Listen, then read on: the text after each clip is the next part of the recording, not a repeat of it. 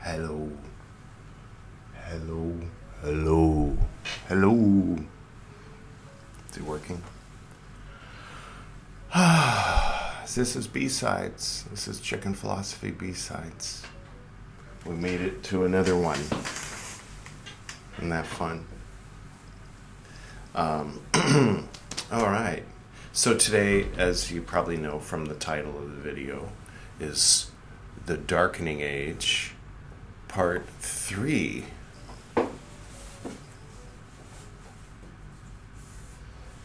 If you'd like Part 1, then it's on the page. All right, I'll click. Just this one thing. There's the Darkening Age playlist. You can start with Part 1 if you want to. You ready? The savage tyrant was Christianity. From almost the very first years that a Christian emperor had ruled in Rome in AD 312, liberties had begun to be eroded. What about the liberty to be Christian and take over the government and force everybody else? Where do you draw the line? Yeah, right where other people's freedoms begin. It's where your freedom ends. Oh. Well, then yes. That's basically correct. And then, in 529, so we just skipped 2 years, and 217 years. Okay, and then in AD 529, a final blow had fallen. The very last blowjob. No, that's not what they mean. It was decreed that all those who labored under the insanity of paganism, in other words, Damascius and his fellow philosophers, would no longer be allowed to teach. There was worse. It was also announced that anyone who had not yet been baptized was to come forward and make themselves known at the holy churches immediately or face exile. If anyone allowed themselves to be baptized, then slipped back into their old pagan ways, they would be executed. All right, it's a shitty time, I admit it. That's pretty fucked up, right? For Damascius and his fellow philosophers, this was the end. They could not worship their old gods. You can do anything you want in here. Just don't. Never mind. They could not earn any money. Above all, they could not now teach philosophy. For a while, they remained in Athens and tried to eke out a living. In AD 532, they finally realized they could not. They had heard that in the East there was a king who was himself a great philosopher. They decided that they would go there. East is a direction where, maybe they'll explain. Despite the risks of such a journey, the Academy, the greatest and most famous school in the ancient world, perhaps ever. A school that could trace its history back almost a millennium, closed. It is impossible to imagine how painful the journey through Athens would have been. It's impossible to imagine it? Maybe to imagine it accurately. Okay. As they went, they would have walked through the same streets and squares where their heroes, Socrates, Plato, Aristotle, morons, no, it's a Princess Bride reference, had once walked and worked and argued, they would have seen in them 1,000 reminders that those celebrated times were gone. Oh, in the streets of Athens, I guess. The temples of Athens were closed and crumbling, and many of the brilliant statues that... How well did the statues fare on an IQ test, huh? Oh, they hadn't invented those yet. And that's not what they mean by brilliant. Oh, okay. That had once stood in them had been defaced or removed. Even the Acropolis had not escaped. Its great statue of Athena had been torn down. Much of Damascius's writing has been lost, but occasional phrases remain, certainly enough to discern his feelings. His entire way of life, he wrote, was being, quote, swept away by the torrent, end quote. And there's a footnote. Footnote number 7.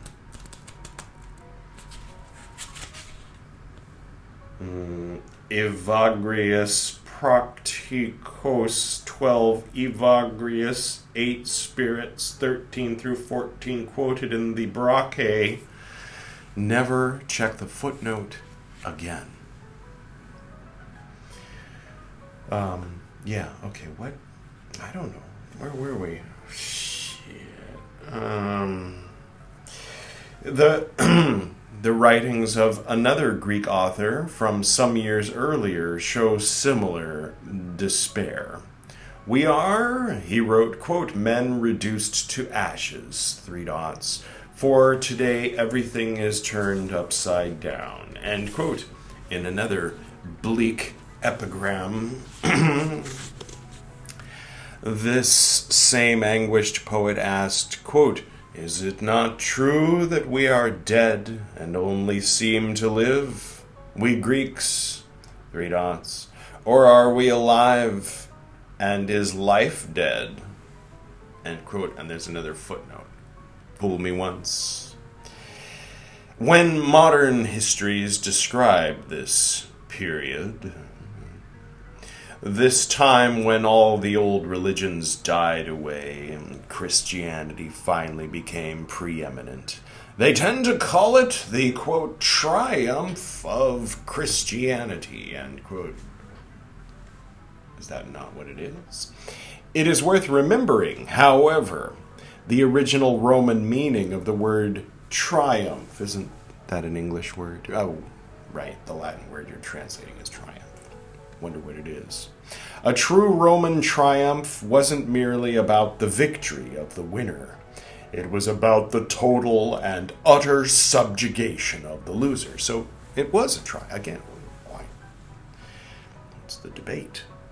In a true Roman triumph, the losing side was paraded through the capital while the winning side looked on at an enemy whose soldiers had been slain, whose possessions had been despoiled, and whose leaders had been humiliated. Isn't that the same as the Roman definition of peace? Sorry. A triumph was not merely a victory. It was an annihilation. So you're putting it in quotes to emphasize, like, that's what it means, not quoting it like so-called. No, it's an accurate phrase. Okay. We're all on the same page then. Little of what is covered by this book is well known outside academic circles. Certainly it was not well known by me when I grew up in Wales, the daughter of a former nun and a former monk. That sounds like a story. My childhood was, as you might expect, a fairly religious one. We went to church every Sunday, said grace before meals, and I said my prayers. Parentheses, or at any rate, the list of requests which I considered to be the same thing. And parentheses, every night. When Catholic relatives arrived, we play-acted not films, but First Holy Communion, and, at times, even actual communion. A terrible sin, parentheses, and not a wonderful game, either, end parentheses. This was at least an opportunity to glean extra black currant juice from adults. Okay. So there was a lot of God, or at any rate of Catholicism, in my childhood. But despite having spent a combined 26 years inside monastic walls, my parents' faith was never dogmatic. If I asked about the origins of the world, I was more likely to be told about the Big Bang than about Genesis. If I asked where humans came from, I would have been told about evolution rather than Adam. I don't remember, as a child, ever questioning that God existed. But equally as a teenager, I remember being fairly confident that he did not. What faith I had died, and my parents either didn't notice or didn't mind. I suspect that, somewhere between monastery and world, their faith had died too. What never, ever died in our family, however, was my parents' faith in the educative power of the church. As children, both had been taught by monks and nuns, and as a monk and a nun, they had both taught. They believed, as an article of faith, that the church that had enlightened their minds was what had enlightened, in distant history, the whole of Europe, and in this case, there's a WH on whole. It was the church, they told me, that had kept alive the Latin and Greek of the classic world in the benighted Middle Ages, without a K. Never mind. Until it could be picked up again by the wider world in the Renaissance. On holidays, we would visit museums and libraries where the same point was made.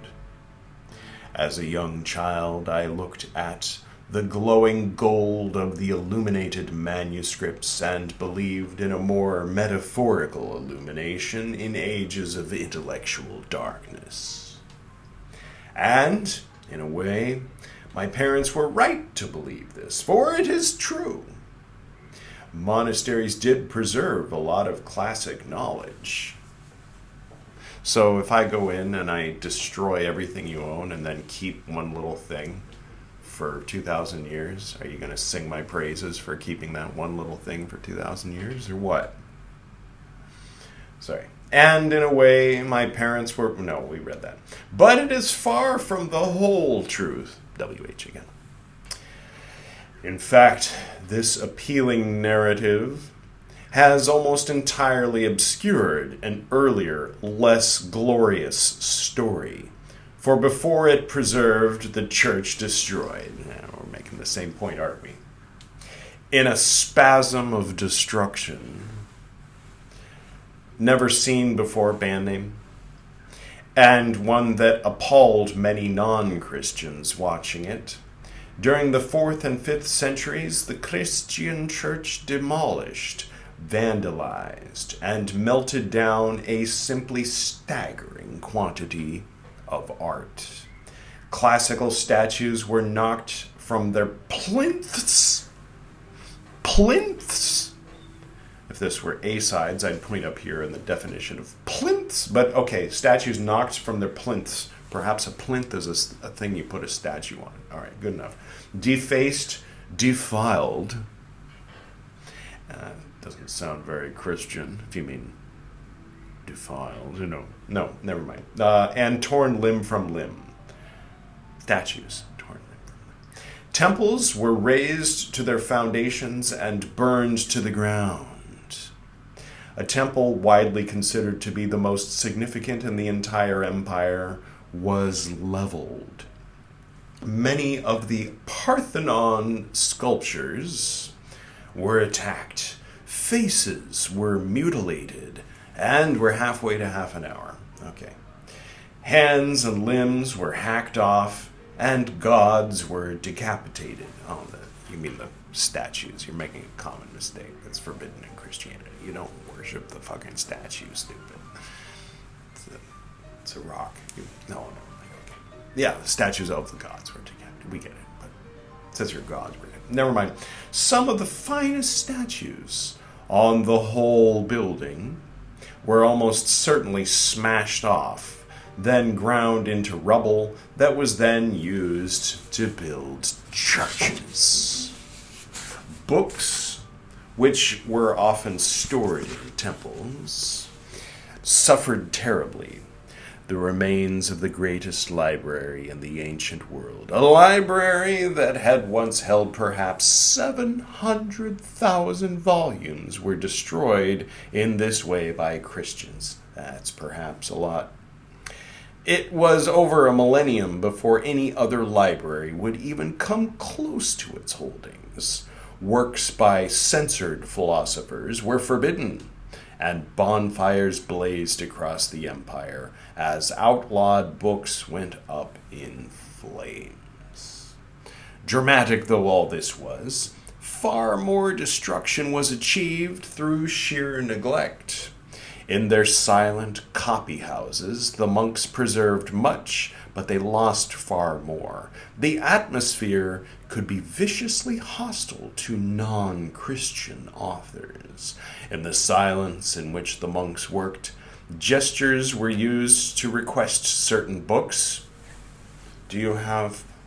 I don't know, I might have to say gestures. I would like a book about Kama Sutra. No. A gagging gesture? Wait, okay, let's back up a little bit. Gestures were, outstretched palms and the mimed turning of pages signified that a monk wished to psalter. Wished a psalter to be passed over to him, and so on. That's Psalter. Cool. New word, but we didn't learn it because it's B-sides, and we don't do that. All right. Pagan books were requested by making a gagging gesture. Do you have any... Oh, yeah, here you go. Oh, have fun. I will. Unsurprisingly, the works of these despised authors suffered. At a time in which parchment was scarce, many ancient writers were simply erased, scrubbed away so that their pages could be reused for more elevated themes. Notice elevated is not in quotes. Putting shit in quotes that doesn't belong in quotes and not putting things in quotes that do. Palimpsests. Can't spell palimpsests without limp. Manuscripts in which one manuscript had been scraped again, or sao palin. Okay. Provide glimpses of the moments at which these ancient works vanished. The last copy of Cicero's De Republica, back when there was a space between re and publica, anyway, was written over by Augustine on the Psalms. Ugh. A biographical work by Seneca disappeared beneath yet another Old Testament. A codex of Salllusts. You can't spell Sallust without Salla or lust. Histories was scrubbed away to make room for more St. Jerome. My uncle thought he was St. Jerome. Not my uncle. I'm quoting Ghostbusters. Other ancient texts were lost through ignorance, despised and ignored over the years. Oh, what text? I had a text? Oh, where is it? Oh, I lost it through ignorance. Sorry. Despised and ignored over the years, they simply crumbled into dust. Food for bookworms. Wrong kind of bookworm. But not for thought.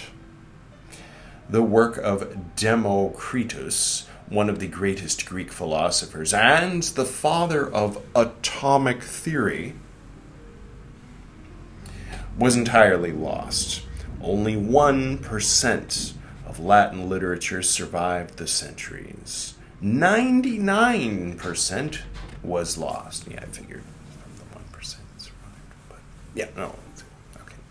One can achieve a great deal by the blunt weapons of indifference and sheer stupidity. Well, thank you. I'll try. Sorry. The violent assaults of this period were not the preserve of cranks and eccentrics.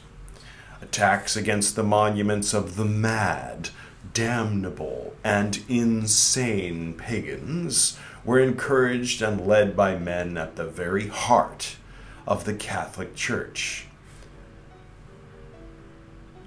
Didn't you just say that they weren't cranks and eccentrics? I guess if you achieve a status of being at the heart of some kind of ruling thing, that means you're no longer a crank or an eccentric. I guess, by definition. Then the people who were normal before became eccentric. Okay, that's interesting. The shifting. The great St. Augustine himself declared to a congregation in Carthage that, quote, that all superstition of pagans and heathens should be annihilated is what God wants, God commands, God proclaims, and, quote, what God wants, God gets. If it were A-sides, Roger Waters would actually start playing, but I have to sing because it's B-sides. No editing. No editing. It's the rules. Yes. Saint Martin, still one of the most popular French saints, rampaged across the Gaulish countryside, leveling temples and dismaying locals as he went. In Egypt, Saint Theophilus raised one of the most beautiful buildings in the ancient world. In Italy, Saint Benedict overturned a shrine to Apollo. In Syria, ruthless bands of monks terrorized the countryside, smashing down statues and tearing the roofs from temples. The attacks didn't stop at culture. Everything from the food on one's plate, parentheses, which should be plain and certainly not involve spices, end parentheses. What about Paul saying, if it's on your plate, eat it? Anyway. Through to what one got up to in bed, which should be likewise plain and unspicy. And parentheses, began for the first time, wash your hands if you've been handling spicy food. That's what I'd say. For the first time to come under control of religion, male homosexuality was outlawed. Hair plucking was despised. As too were makeup, music, suggestive dancing, rich food, purple bedsheets, silk clothes, 3 dots, the list went on. Yes, a lot of things. I think oral sex is still forbidden in some U.S. states. Never mind. Achieving they don't enforce it. They call it a blue law. It's just sort of on the books, but achieving this was not a simple matter. We'll see if my battery on my laptop can last 6 minutes. While the omniscient God had no trouble seeing not only into men's hearts but into their homes, Christian priests had a little more difficulty in doing the same.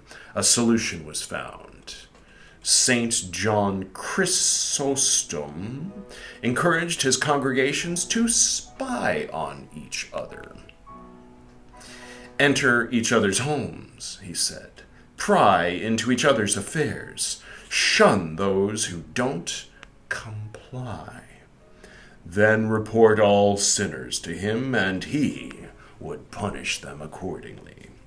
And if you didn't report them, then he would punish you too. Quote, just as hunters chase wild animals, three dots, not from one direction, but from everywhere, and cast them into the net, so too together let's chase those who become wild animals and cast them immediately into the net of salvation. We from this side, you from that. End quote. Fervent Christians went into people's houses and searched for books, statues, and paintings that were considered demonic. This kind of obsessive attention was not cruelty. On the contrary, to restrain, to attack, to compel, even to beat a sinner was, if you turned them back to the path of righteousness, to save them. As Augustine, the master of the pious paradox, put it, quote, "Oh, merciful savagery," end quote. The results of all of this were shocking and, to non-Christians, terrifying. Townspeople rushed to watch as internationally famous temples were destroyed. Intellectuals looked on in despair as volumes of supposedly unchristian books. It's okay if they're unchristian. You don't have to call them supposedly. They're not specifically saying, Jesus, burn it all to the ground. If they're saying, I have a thought about math, that's not Christian.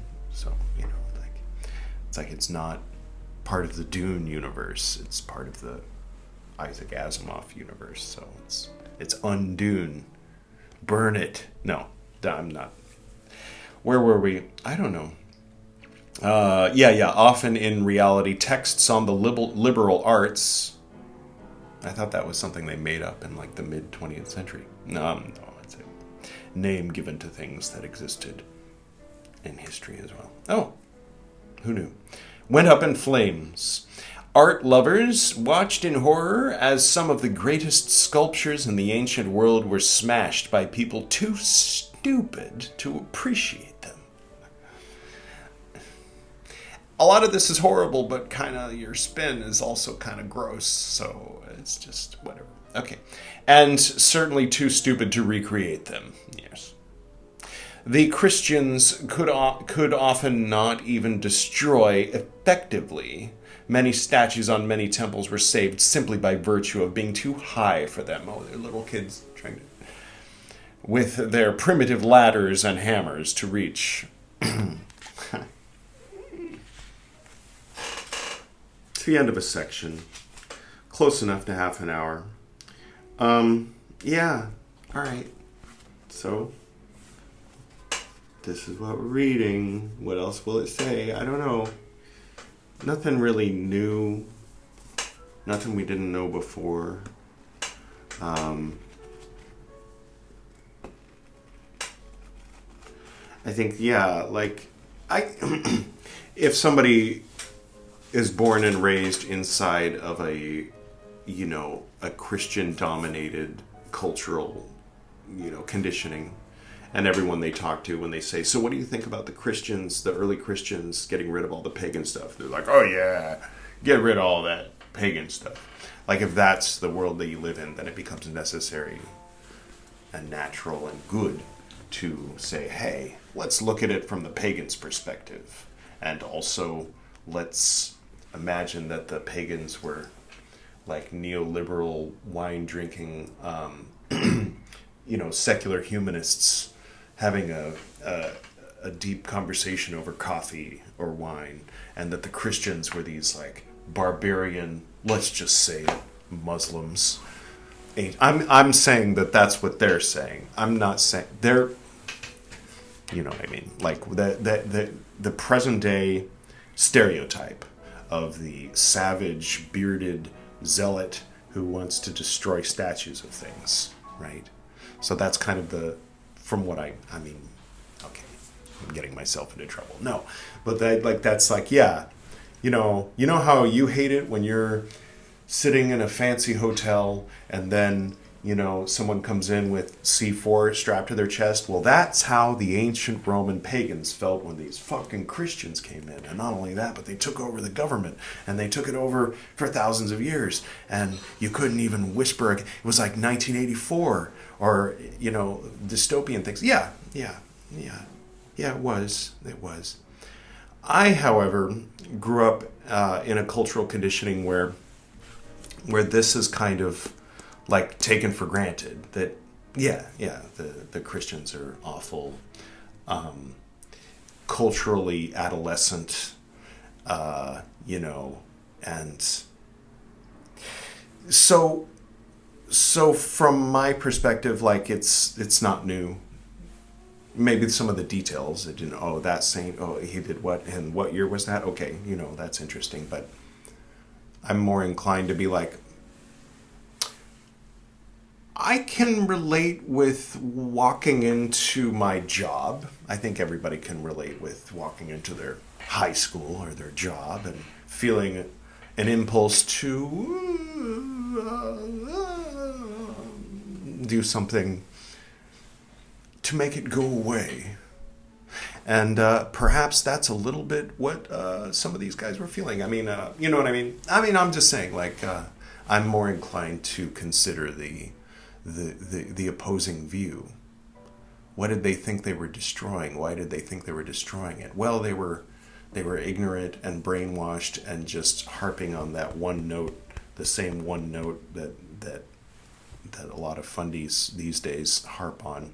And they were in a position of power, and the government was encouraging it, and so they were going around smashing everything that didn't fall in line with that. Yeah. Okay, yeah, that is pretty fucked up, isn't it? Yeah. So we're all in agreement, Take a second to consider the opposing view, but then end up coming back around to, the Darkening Age. But, two things can be held simultaneously. Or two things can be true. For example, a nun can be not born a nun, a young lady can be born in a place like France, become a nun, never having heard of all the atrocities, or having heard it with such a spin that, good thing they got rid of all those pagans. Anyway, I'm going to become a nun now. And then fast and pray with such devotion to whatever it was, in this case, Jesus, and bring herself to a state of consciousness where she starts having visions, and those visions might be something interesting to read about, and kind of go, that's very interesting. Aspects of this I might incorporate into my own personal microcosmic egregore of one, and gosh, the Sacred Heart, Sacre Coeur.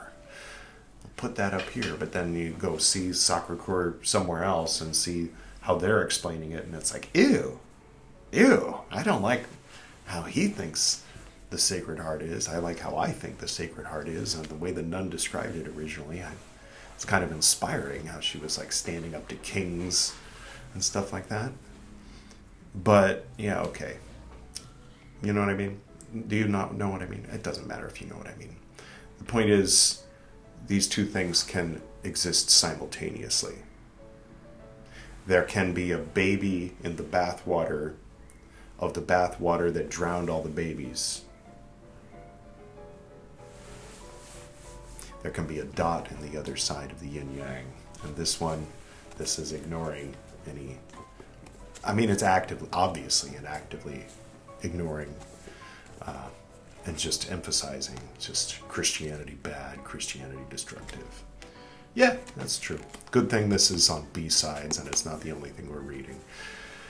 Check out A-sides, if you'd like, and we'll come back around to this in a long time. No, every 5 episodes of A-sides we read 1 B-sides, and so next up on B-sides is going to be the Abraham Lincoln.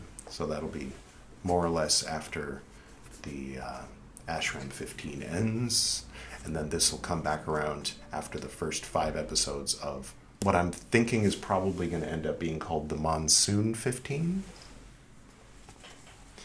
Anyway, all right. Thank you all for tuning in. Are you Are you here? Is somebody here? Feel free to comment below. And feel free to like and subscribe. Yeah, this is so good, isn't it? It's even better than A-sides, isn't it? All right. Cool. So keep an eye on A-sides. Is next up is Edward doing Divine Pymander. After that will be Pymander over on Buddhist Books Podcast doing Padmasambhava. And when I say doing, until next time. Peace.